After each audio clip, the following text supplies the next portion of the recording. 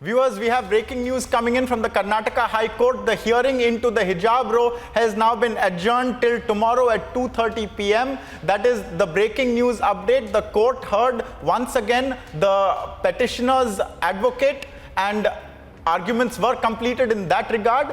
After that, some other petitioners' advocates attempted to state their arguments as well, and in totem we had a number of observations and a number of crucial things coming to light. But now this hearing will again take place tomorrow. That's when it will pick up again at 2:30 p.m. We have Swapnil Kothari and Syed Asad Abbas with us. Swapnil, I'd like to go over to you first. This hearing now, what can we look forward to tomorrow at 2:30 p.m.? Who remains to make their arguments, and where do you think things stand at the moment? I think the Attorney General will be making a lot of arguments, hopefully if the petitioners have completed, because I think if there are a batch of petitions, then I think as the court pointed out today, that I'm going to hear one lawyer per petition. So he will have to hear per lawyer, every lawyer per petition, and then give on to the chance to the Attorney General to have his say, which the Attorney General is having in between, whatever he wants to say here and there. And primarily what I notice is that it's going to be a very, very tough task, Ankit, for the petitioners to justify an exception, because I don't like this argument of exception. The moment you start talking about an exception, and I'm talking very neutrally now, that when you start talking about exceptions, that means you do not have much faith in your arguments left, and you notice that one petitioner has already withdrawn from this. So gradually the court, the petitioners are getting the hang of where they seem to stand and where the court is headed.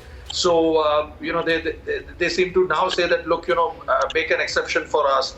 Now they're attacking the order, saying that the interim order itself was violative of the fundamental rights. I mean, that's a very, you're bringing it up at a very late stage, saying they should have said it right there and then itself. You went to the Supreme Court. The Supreme Court said, we'll hear you at the appropriate time. You obviously know the meaning of that, obviously the Supreme Court is not going to hear you until the Karnataka High Court is going to complete it. And there's nothing then left to be heard if the Karnataka High Court itself either endorses the interim protection or vacates it.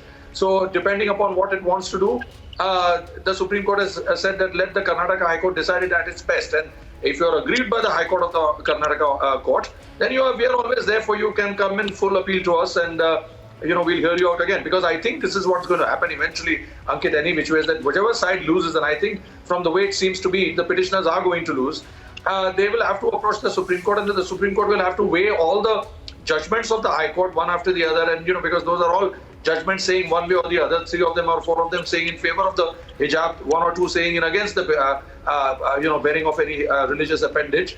Then in that sense, the court will then have to say that, look, we have to put a quietus to this issue, and then the constitutional questions which are raised here before the Karnataka High Court will be raised before the Supreme Court. So that is where this is not going to, the battle is not going to end with the Karnataka High Court.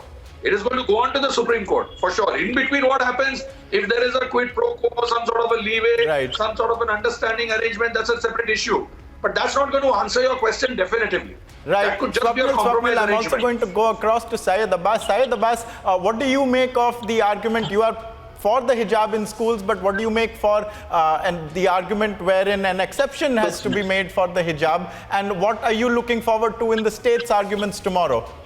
Certainly. I think we need to understand what senior advocate Devdutt Kamath said in the court, that these girls who he represents, the petitioners here, over the last 2 years, they've been wearing the headscarf to the schools. Coming to the uniform, I think universally, massively across India, we do agree that in schools, there must and should be a uniform, which is a no-go. That is the be-all and the end-all. But along with that, the petitioner's request has been to have a headscarf be allowed, and over the 2 years, they have been wearing it.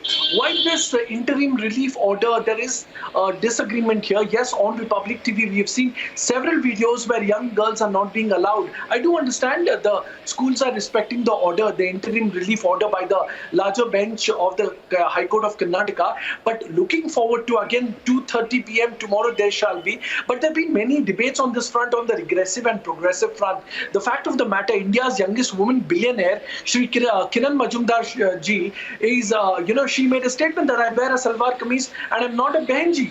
I think she also said, not just her, Priyanka Right. Chopra or even Sudha Murthy have said that what a woman must not matter. Regressive or progressive is in the head. As for a matter of fact, if a woman is wearing a Syed uniform, Abbas, how I've is it run out of progressive? time.